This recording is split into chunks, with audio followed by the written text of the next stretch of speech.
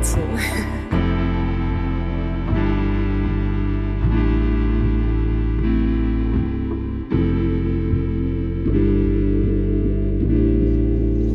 Welcome everybody, this is OG with Building Greatness. Today I have a special guest and I have a special co-host, okay? My special guest is Kevin Kitt. He is an architectural designer and a Wing Chun practitioner. I call him a Wing Chun master, but he does not want me to call him that because he's humble, but he's a master of what he does. And we have Brother Lamont here. Everybody knows Lamont. He is a great man, and I told him, look, if I could have him as a co-host, that'd be a blessing. So today we're just going to be on. Kevin, you can look at the camera just to give everybody a wave. Hello. How's it going? All right. Good enough. Okay, so we're going to start off today with basically a couple of notes that I wanted to tell everybody that Building Greatness, what it is about highlighting the special people and the special events and the things that they do to make this world a better place. Also highlighting people who are normally not highlighted, things that they do. And as far as like an architectural engineer, architectural designer, and somebody who practices Wing Chun, you know, it's rare that we get that up here. So we're going to make the best of it. Hopefully he'll come back. So I would like you to introduce yourself today, Kevin. Yeah, well, my name is Kevin Kitt. I'm really glad to be here. It's an honor. You know, OG's a good friend, and I'm glad to be here. Really honored. Thank you so much.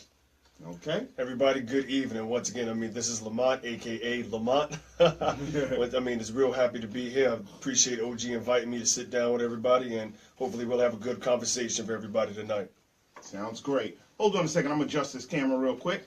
Y'all go ahead and finish talking. All right. I know this is crazy. All right, well, Kevin, since while we're about to get started, you say you practice Wing Chun. Yes. Now, how did you get started with your martial arts? Well, actually, when I was a child, I took Taekwondo for a little bit. Okay. And I liked that. And then when I was in college, I tried Shotokan karate, strongman karate.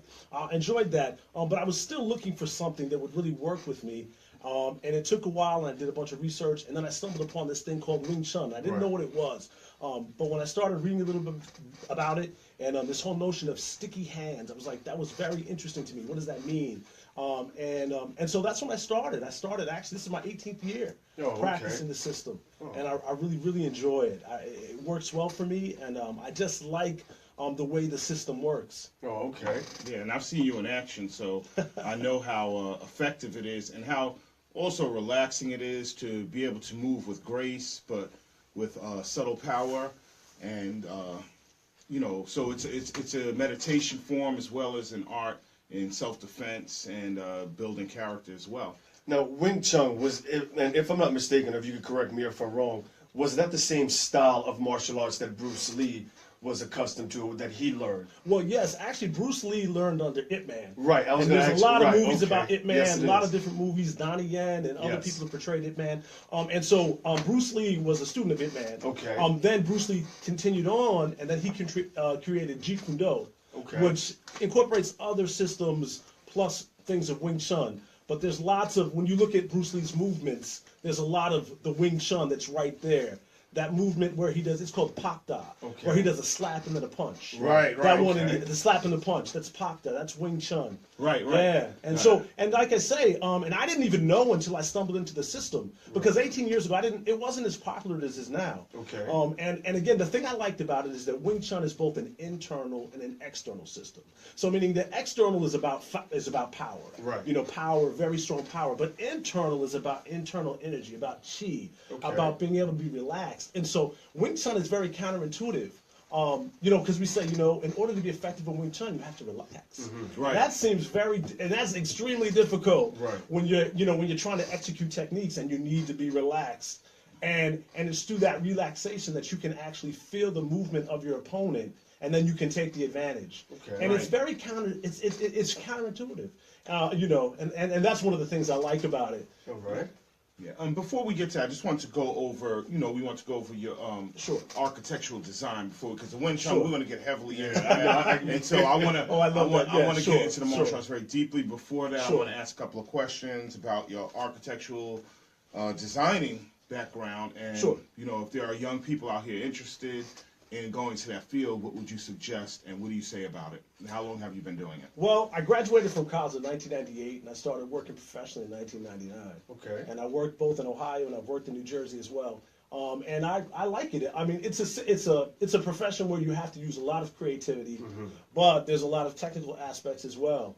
You know, and for anybody who's interested, I would say go for it. You know, reach for the stars, go for it. Whether you want to be an architect, you want to get into engineering, it's great. And, you know, a lot of times people say, I'm not good at math. Oh, that doesn't matter. You know what I'm saying? Because a lot of times, especially with architecture, it's about being able to think creatively and being able to be organized. Okay. And if you practice your creativity and you work organized and you work hard, a lot of times the math skills will come along to support you. But it's a profession that has a lot of different opportunities, ins and outs, as you work with the different designs and things like that. So I would encourage young people to go for it, reach for the stars. You know, go and if that's something that you really like to do, if you like to build things, you like to create things, then I would definitely encourage people to do engineering, architecture. It's something I would encourage. Now, I was going to ask you something about that as well. Growing up, did you find yourself wanting to build things? Did you find yourself a very hands-on individual? Was this how you got yourself into wanting to become an architect or an architectural designer? Well, actually, I always loved to build. Okay. From the time I was little, I had erector sets. Right. And I was always building and reconfiguring. And actually, when I was little, I thought I wanted to be a truck driver because I love trucks. Right. But I would use the erector set to make all these elaborate rigs for the back of the truck, you know, these trailers, and I would have these things to carry my cars around and things like that. Right. So I've always loved to build, and I like to build furniture, and I just like to work with my hands. And so that's one of the. Initially, I thought I wanted to be a writer because I love to write. Okay. But then I realized that there's a lot of similarities between writing and designing buildings. It's about conveying ideas. You know, it's about using your creative talents to build something. Right. You know, and so whether you want to be a writer or you want to be a designer, they're all really connected. But I really liked building from the time I was little. And I went to school initially to be a writer. And then I said, I think maybe I want to try something different. And that's when I went into the architectural, started studying architecture. And went through that whole process, and I've been working in the field, and I find it very rewarding. I really enjoy it. You know. Nice. And also, are there any schools you would suggest that are great schools for young people to start? Like, say there's somebody in high school that's leaning towards architectural design or in that field. Are there any schools that you would suggest in the Northeast that they might, Sure. Well, I went to New Jersey Institute of Technology. Okay. My brother went there. Yeah. Okay, yeah, great institution. I really enjoyed it. Architecture, I know for architecture, you get a 5-year professional degree, or you can get a 4-year degree and then a 2 to 3 years master degree. Right. So if you are pursuing it, I would encourage people to make sure that they're looking for the 5-year professional degree programs. Because if you want to go on and get licensed, you need that accreditation. Sometimes if you do a 4-year program, you'll be required to do a master's degree before you can get licensed. But and you have to just look around. I know NJIT was a good institution. There's lots of different institutions that offer architectural design, but you just have to be a little bit selective and look around to make sure you get the 5-year program as opposed to the 4-year program, unless you want to go on and get a master's. Okay. And I would encourage kids, go on and get a master's if you can. Whatever you can do. Education is a key right now, especially with the economy and what's been happening. You know, sky's the limit, and I would just say reach high. Okay. Yeah, because I see, and I was looking also, I was doing some research on that field, and I noticed that in Dubai, their top dollars being paid for architectural designers, engineers, people of that nature, in that class, in that field. I mean, they're basically taking people from around the world. Sure. So that's one of the places I investigated that had, it's a high demand for that. I guess they're very much into building and construction and creating great things. So anyway, I just wanted to say that. Oh, all right. And getting into Dubai, I mean, I was looking at the news, just reading the newspaper the other day, and noticed that Dubai, they're trying to, create a new type of building that actually moves and swerves. You know, I mean, it is. I mean, it's very interesting when I actually was looking online the other day about just some of the architectural designs, just what they're trying to do in Dubai. Now, you being an architectural designer, what did you find, or did you find anything that was very difficult about getting into the field? I mean, what was the most difficult from your perspective about getting into this field? Well, it's a long process. Right.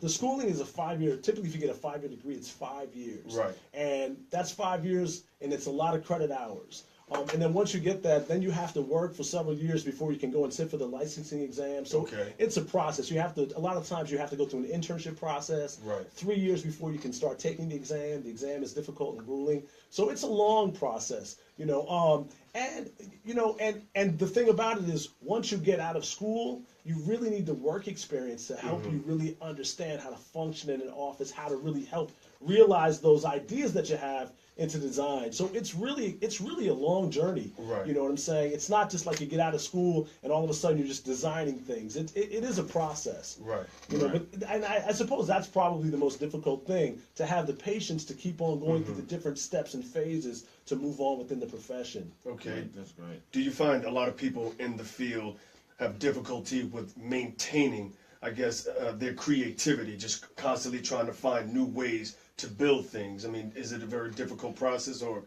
A lot of times, really, there's a lot of categorization that takes place. So once you understand how to put certain components together, you start to build a library set. Okay. So as you build new projects, you're always reaching from that library. And I've been amazed as I see different people that I've worked with, and some of them have incredible design skills. Right. I mean, the creativity that they have and being able to draw from these other components that they use and utilize those things. And so, and really, you know, there's just so much variety. And of course, it's not just about your own ideas. You know, there's building codes that you have to adhere to, Right, you know, right. and then of course there's the client's needs and what they're looking for and building program. And then of course there's the cost. Right. Because buildings cost a lot of money. Right, You know, and so there's a lot of revisions and changing. You know, and a lot of times it's not how fast you can design it, but it's how fast you can design it and then redesign it based on the criteria and the changes that happen in the field. So there's a lot of redesigning, and projects take a long time. Sometimes you'll start a project and then you'll wait for a couple of years, and then it'll get its first set of approvals, and then it'll wait for some more years. And so sometimes it takes a long time. So it's not something that happens quickly, but it is rewarding when you've designed a space, you've worked on the space, you've done the drawings, you've worked with a team of individuals and engineers, and then you actually show up in the space when it's built. Okay. And you walk through that space, and it was a figment of your imagination. Very you know, nice. and you're inside that space. That's a fun feeling. Yeah. It's really enjoyable. Yeah, that is very interesting because, like I said, it's just the ability to use your creativity is a must, you know, especially when we're going to advance our civilization and our society, is being able to think outside the box and be very creative.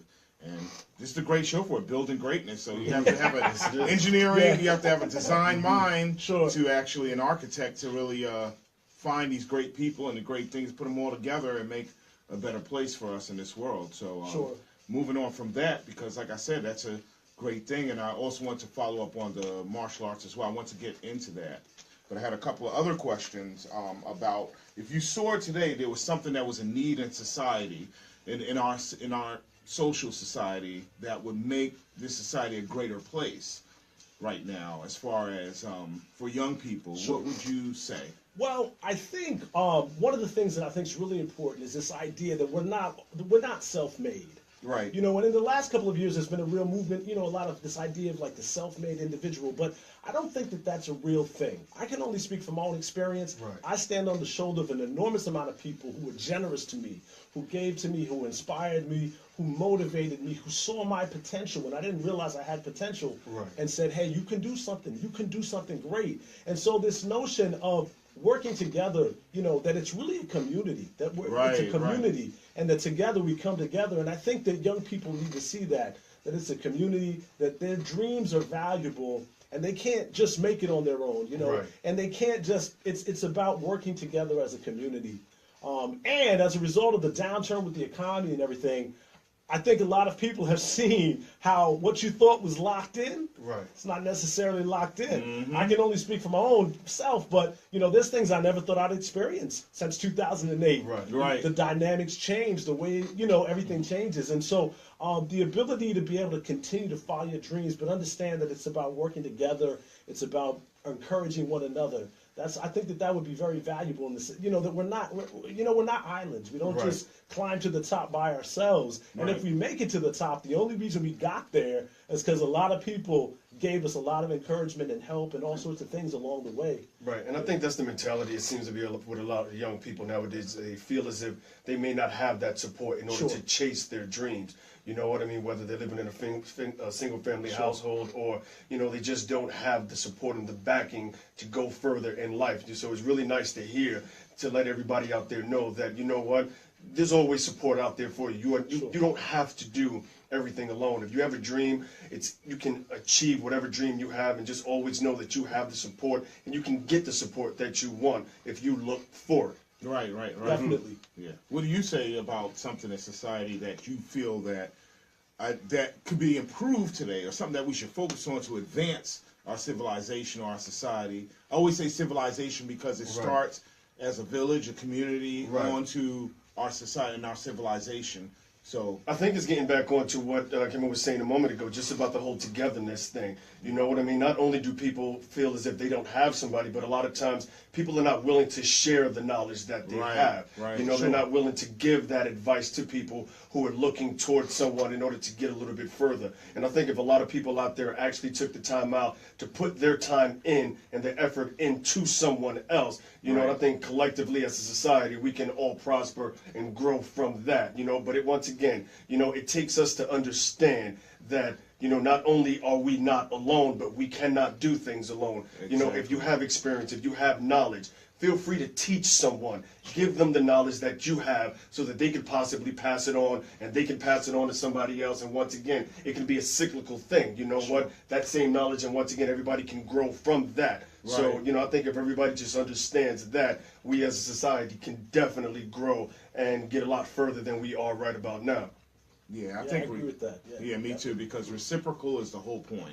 You know what I mean? There's nothing on this planet or in reality that has not been recycled. Right, exactly. And part of us giving that legacy of teaching somebody our knowledge is to pass on, because we can't bring it with us. Exactly. You know what I mean? We can't go anywhere with it. Right. Exactly. But while we're here, if we have that village mind, that village setting, where we're sharing that knowledge and passing it on to people, Right. we're doing what nature wants us to do. Exactly. So it's to keep it going, keep the flow flowing. Exactly. So- It's sort of like what you were talking. Not to get off the topic, but sort of like with the Wing Chun. Had Ip Man and things like that, and people who knew from the beginning what it was had not shared that knowledge with Exactly. other people. Unfortunately, that type of martial arts could have died out. But because Sure. people were willing to share that knowledge with others, and then once again, that person who knew it was willing to share it with somebody else, it's still around today, Absolutely. and you yourself can Yeah. continue to show someone else what it is. Recipient of it. Yeah, Exactly. Exactly. Because people were willing to teach that and let it continue to live. Exactly, and from what I understand,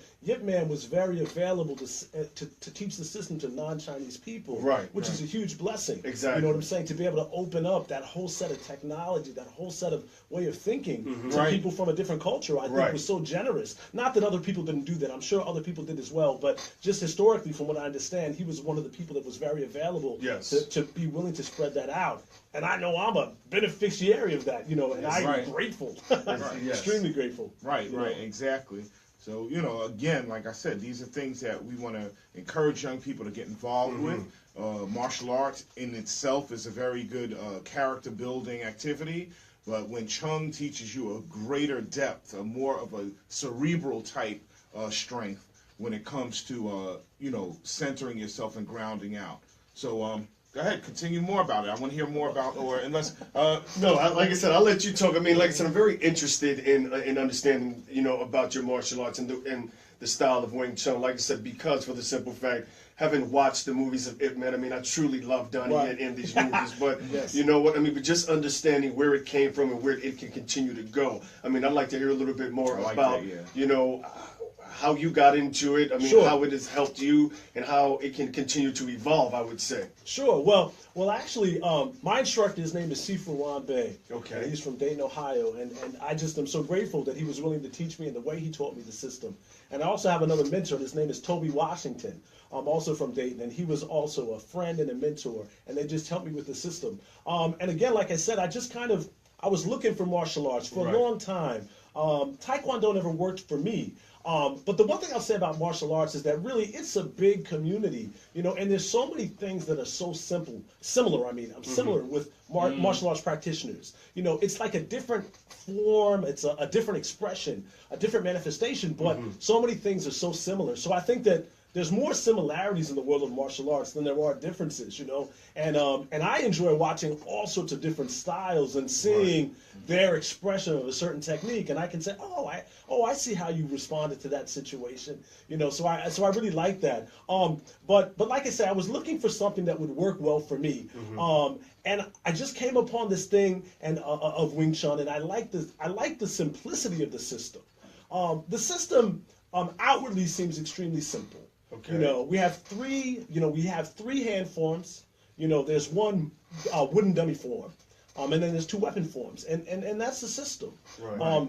And so at first glance it looks very simple, but as you begin to practice the system, what happens is that the system begins to you begin to understand how it works. Right. And so I like the fact that it's really, I believe it's a system that's very accessible. Okay. You can start practicing the system very early, but it takes a long time to just let your body relax into the system. And relaxation is, I think, one of the most difficult things, to have to teach yourself how to relax. Right. So when you engage a situation, you're relaxed. Okay. And you're calm. Right. As opposed to having to respond with a lot of power and force. Right. And it seems counterintuitive. If somebody's going to strike me, why am I going to block them with the technique that's soft? That Right. doesn't make sense. Right. And yet it works. Right. It's effective. It Right. works because when you block with the technique, you find where they are. There's a saying in Wing Chun. It says, meet what comes, follow what goes, and when the hand is free, go forward. So when the strike comes, you meet it. Right.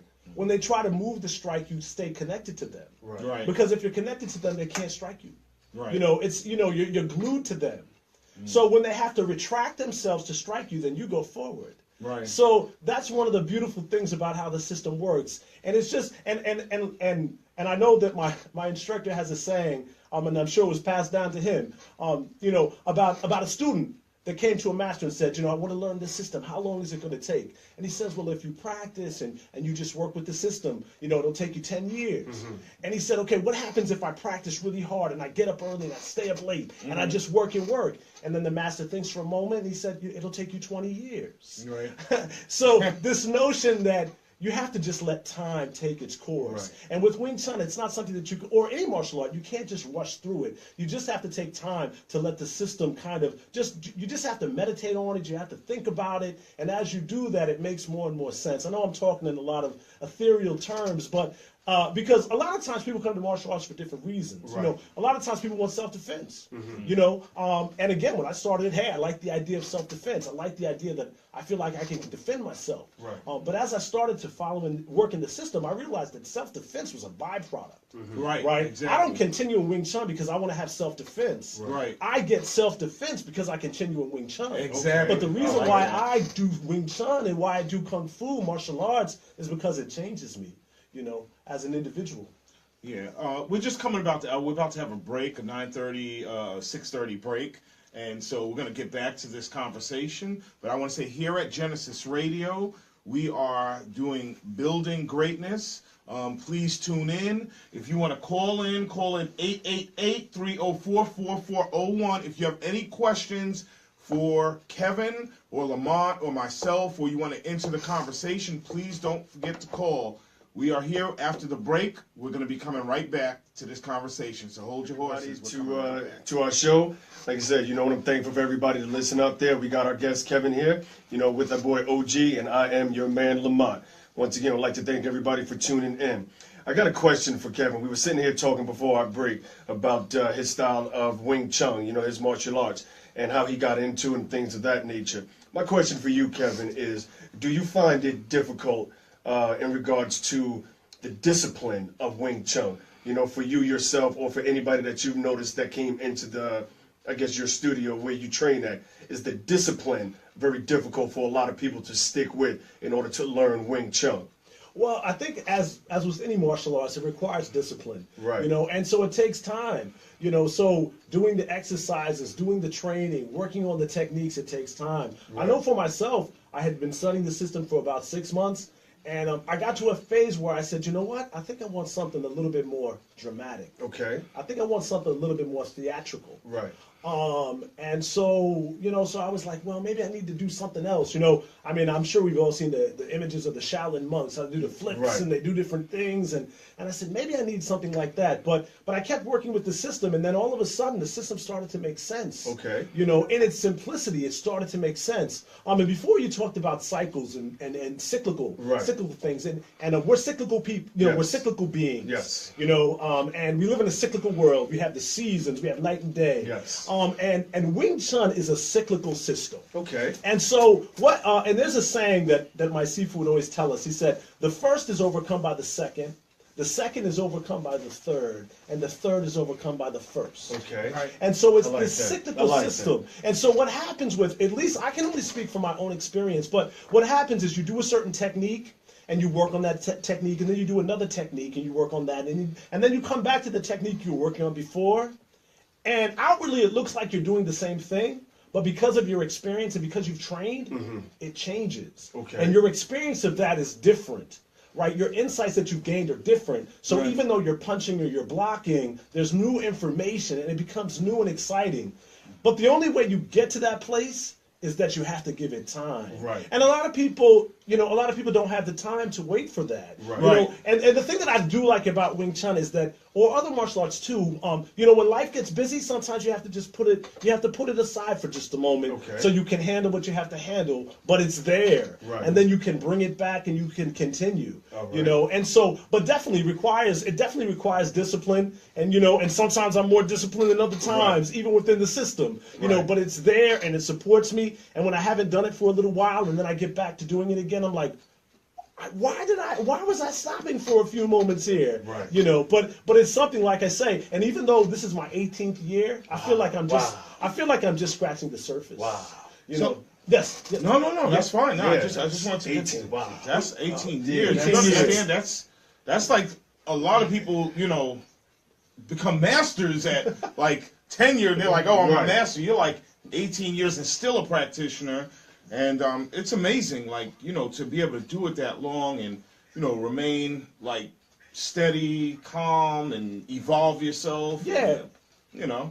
Yeah. And like I said, I feel like I've just scratched the surface. Right. Do you have any students? My bad. Do you have any students? Not currently. I mean, Okay. I've had some people that I've trained with and been some students. You Like know. me? Okay. Yeah, it's all good. I mean, Yeah, but currently I don't have any students. I mean, Right. in the future, I love to teach. Right. You know, I love to teach. And the thing I like about it is that I believe that it's accessible. Mm-hmm. And one of the ways that I approach martial arts, and there's people have different flavors of how they approach martial arts. But Okay. the way I promote martial arts is that it's about being gracious. Right.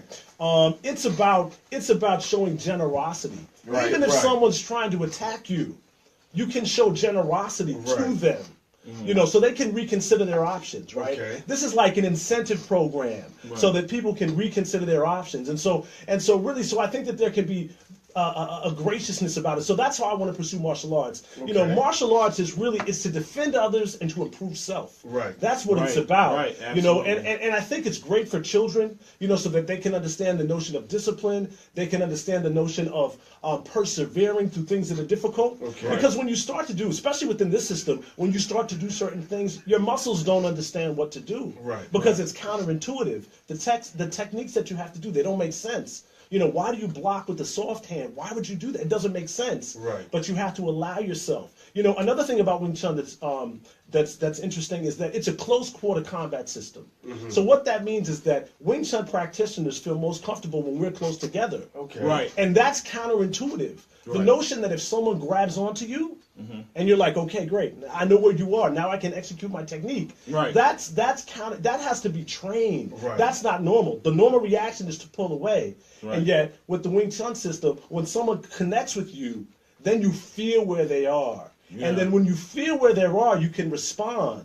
And one of the things that we have, it's called the mukjang. It's the wooden dummy. It's the wooden man. Yes, and if you've seen the Ip Man right, movies, right. you see it, Right. And you see Donnie Yen, and you see the other people that play Ip Man and other people using the wooden dummy. I have a wooden dummy. I've had a wooden dummy for about 12 years, and the wooden dummy is an incredible teacher. And for those of you out there who may not have ever seen the Ip Man movies, I don't know, for me sitting here speaking with an individual who actually, trains in this form, I don't know, it's very reflecting just to understand what you speak of as well as what it is that I've seen in the movies. Now, I understand it is a movie, but, Sure. you're just talking about the wooden dummy and how Sure. it is that The you train. realness of it. Right, it just brings to light just how, I guess, intricate it is in one's life, and just being able to envision what you speak of, and just me being able to have seen it also in the movies. I mean, I don't know, it's a phenomenal thing.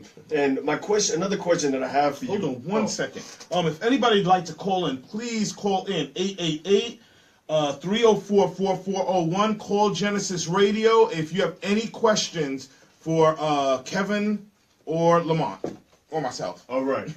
And my question is, you said you've been doing this for about 18 years now. Now, the progression in Wing Chun, is it similar to other martial arts in regards to degrees? Like you have a 4th degree black belt, or you start off like a green belt, a brown Right. belt? I mean, is it the same?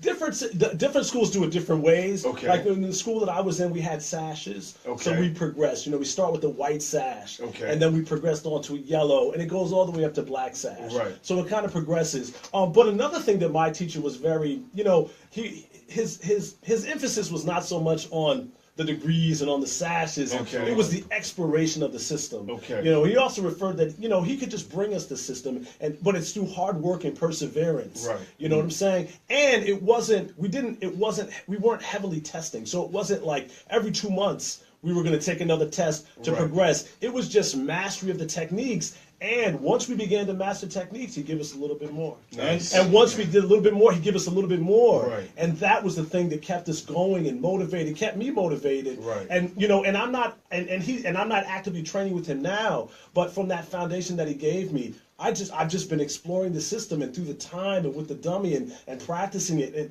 it's just been changing, and it just keeps on changing, and I keep on growing. So it's kind of like it evolves as it goes. Like you can constantly evolve and adapt to the changes. It is. Right. Yes, and I think that's one of the things that's so beautiful about it. And the thing that I really like about the systems is that the forms, in my opinion, the forms are really these encyclopedias Okay. Right. of the system. Right. And when you learn the form, you don't understand what the form actually means. Right. You don't even understand necessarily how to execute what's actually in the form. Right. There's much more inside the form than you actually see. And it's only through time and practice that you actually begin to be able to understand.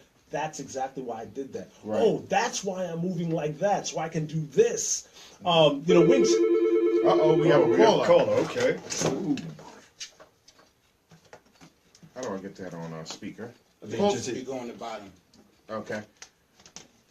Welcome to Building Greatness. This is OG Aikens. Who am I speaking with? Oh. Cool. Please call back, caller. 'Cause Yes, the thing please. fell Yeah. off the hook. Yes, it is. Please give us a call right back, please. Go ahead. Just lift it off the thing and press the speaker. There's a speaker at the very bottom. Yeah, it just the phone thing had fell off. Okay. So. Okay. Oh, very nice, very So- nice. So So- there we go. Now take it off the hook, and then press the speaker. No, put it down now. Okay. No. Welcome. This is Building Greatness. May I help you? This is OG.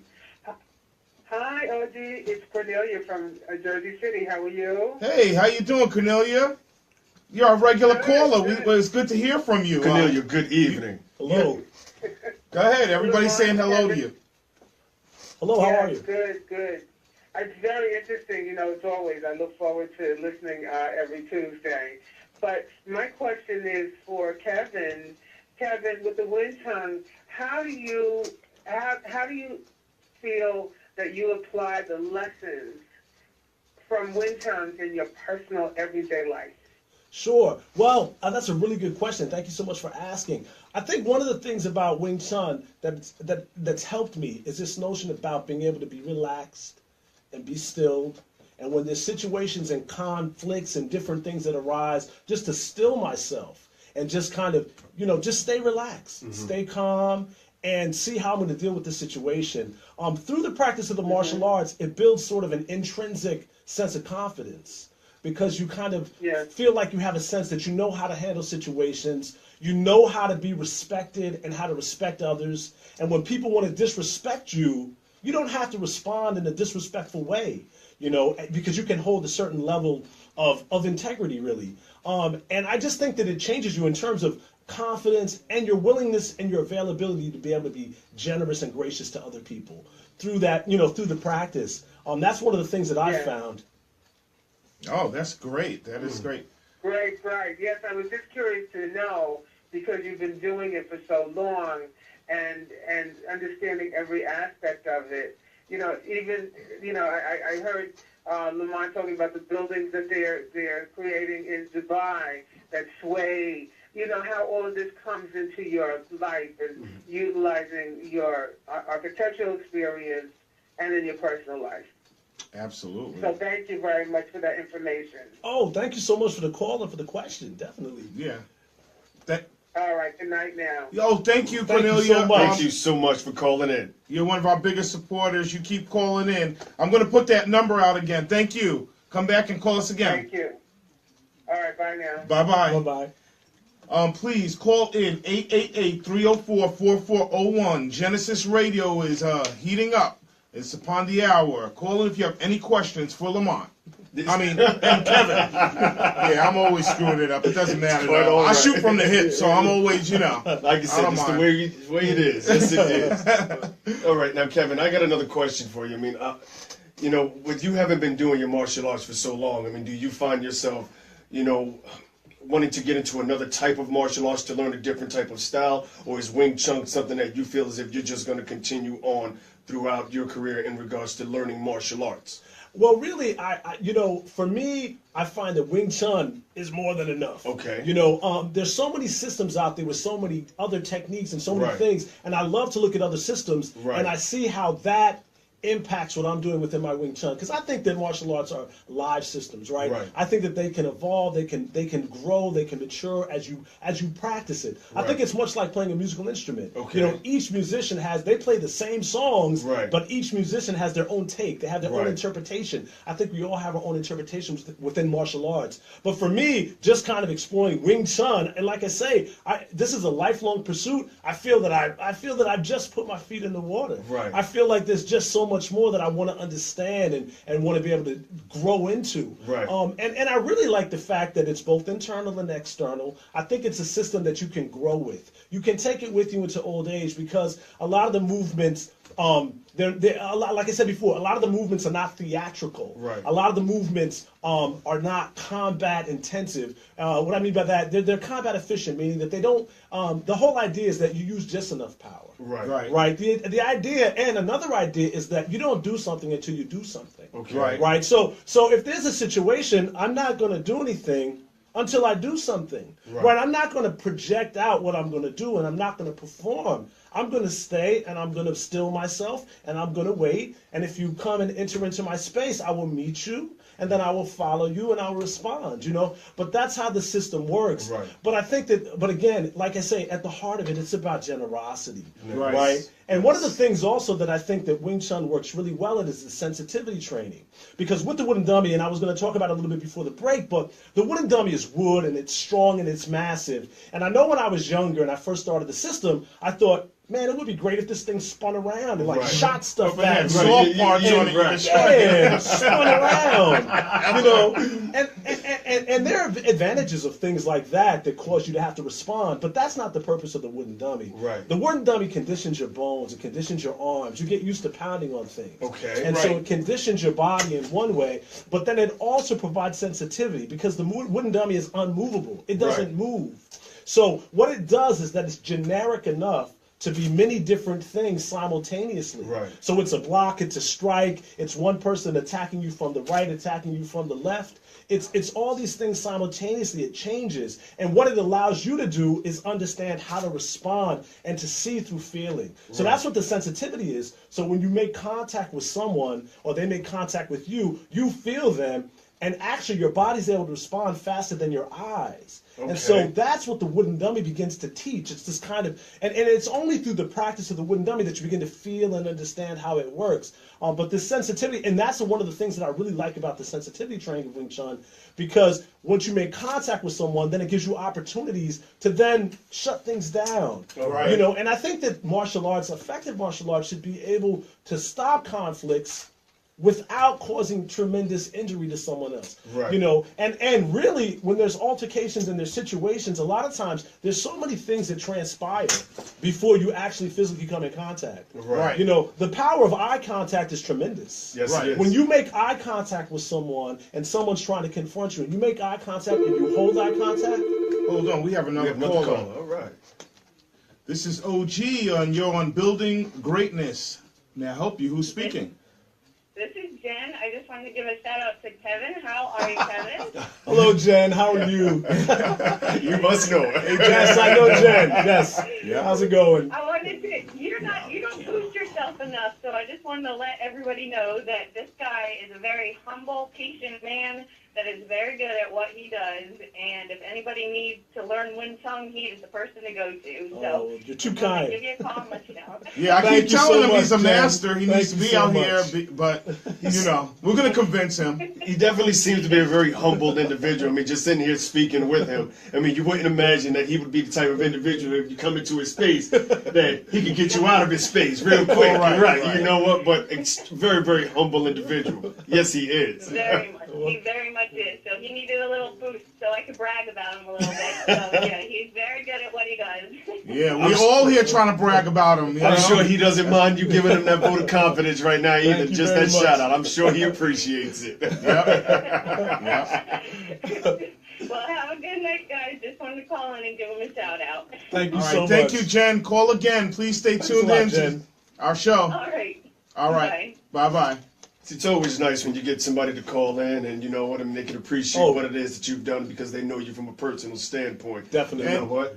And it's because that, again, when you meet people, the main thing I tell people is what is the imprint that you Right. leave on people? What is Yes. the legacy that you leave behind? Not when you leave the earth. People get it screwed around. It's like, oh, when you leave. No. When I get into somebody's presence, what kind of imprint am I leaving? Sure. And that type of imprint is going to be lasting, whether it's 5 minutes or you spend a lifetime knowing somebody. The imprint is very, very important because this is how you determine a person's character, and this is how integrity is built. Yes, it you know is. what I mean? Sure. And so that's why we have some great men sitting at this table now, is because these are great men full of integrity, character, and substance. I can tell you right now, Kevin, I mean, from a funny standpoint, next time I watch an It Man movie or whatever, I can imagine, You're gonna put Kevin's face I'm on going to it. have your face on it. When I see him on the wooden dummy and things like that and just moving in the wind, I'm like, I know somebody who can do that. Yes, indeed.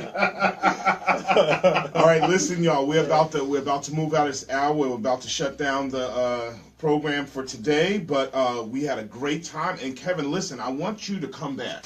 Oh, I really thank you. would like to have you come back and join in our show, and maybe we'll just bring up a topic, and we'll all three of us use that topic. I would love that. So, yeah, definitely. So please, everybody, please tune in to Genesis Radio. And can I just say- Building? Go ahead. I just want to say a shout out to my wife, Levette, and Kadwani, my Miko, and Maisha, and the Go-Go. Just want to say hi. I know you're All right. listening. Any more shout-outs? Go Oh, ahead. we got another caller right. Oh, We don't have time Oh, for we the don't. call. Oh, I'm okay. sorry, caller. We can't call in. Lamont? well, thank you. What? No, I'm not answering. Oh, all We can't right. go. But once again, I want to thank everybody for tuning in. You know what? This is Lamont, and once again, I mean, I had a beautiful time learning some things from the brothers that are sitting right here. And once again, knowledge truly is power. Yes, it is. Yes, knowledge of self, knowledge of your environment. Remember, the imprint you leave on somebody is very important. So stay focused on that. Building greatness is about all of that. I'm glad to have Kevin here, Lamont. We have the man that's making it happen in the back over here, Dutch, you know. So let's keep it going. Let's keep this conversation rolling, all right? And I'll see you next week, all right? Over and out. This is OG Akins. We're leaving out Kevin. Thank you. Thank you so much. And Lamont, good night, everybody.